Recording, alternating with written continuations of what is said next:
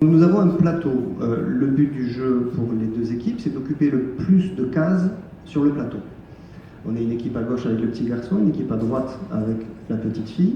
Et vous allez le voir, à chaque fois que je me déplace sur une case, j'ai une thématique. Donc on va avoir différentes thématiques, communication, information, jeux vidéo. Et lorsque je vais activer une case, on va me poser une question et je vais pouvoir y répondre.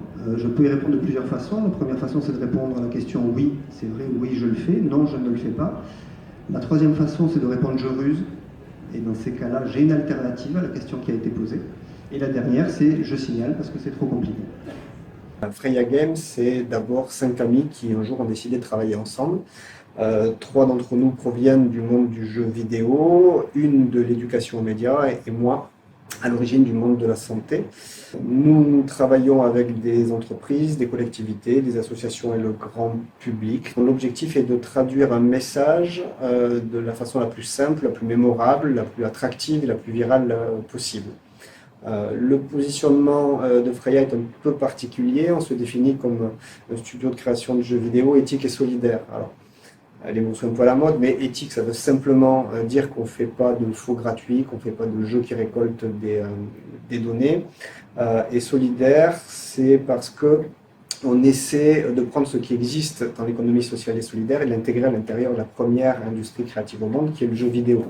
Par exemple, une entreprise qui aura fait un jeu, on pourra lui proposer de démarrer le jeu par un logo d'une association caritative qu'il soutienne. Quelqu'un qui aura acheté une borne et mettra son jeu à l'intérieur pourra placer un monnayeur sur la borne qui récolte des fonds au profit d'une association. Donc ce point-là, et le deuxième point qui est de se définir comme une entreprise citoyenne, sont les valeurs fortes de l'entreprise.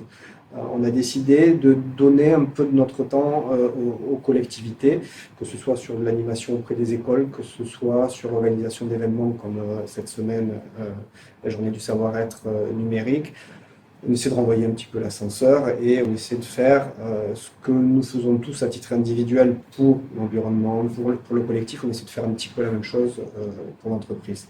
On a lancé une collection qui s'appelle la collection Impact. Elle traite de l'impact du numérique sur différents sujets, que ce soit la vie privée, que ce soit l'environnement, que ce soit l'information. C'est une collection qui a démarré grâce au soutien du SICOVAL dans un programme qui s'appelle le TEX, qui est destiné à expérimenter ce que font les startups du territoire. On a pu donc co-créer ce jeu avec l'ensemble des médiateurs éducatifs, avec les enfants, avec les enseignants, aussi bien sur le type de graphique que les gamins attendaient, aussi bien sur les questions que les médiateurs se posaient et celles auxquelles ils n'avaient pas de réponse. Donc ça a été un point de départ vraiment important parce qu'au fur et à mesure de la création, on a pu tester ce qu'on faisait et par exemple rajouter dans le jeu une brique qui est celle de l'agent data qui est là pour poser une question à l'enfant sur des notions de vocabulaire. On s'est rendu compte effectivement en expérimentant qu'il y avait un vrai défaut au niveau du lexique et donc du coup on a bousculé un petit peu le jeu pour y intégrer ce personnage-là. Ce qui est intéressant, c'est qu'on a avec cette collection un bel exemple des interactions possibles entre une collectivité, plusieurs collectivités, des associations et des entreprises, puisque le projet est parti d'une start-up, Freya, qui a pu bénéficier du soutien d'une collectivité, le SICOVAL. En retour, on a pu organiser une rencontre avec les équipes de Quant qui a abouti à la signature avec toutes les collectivités de cette charte sur la souveraineté numérique et l'éducation aux médias.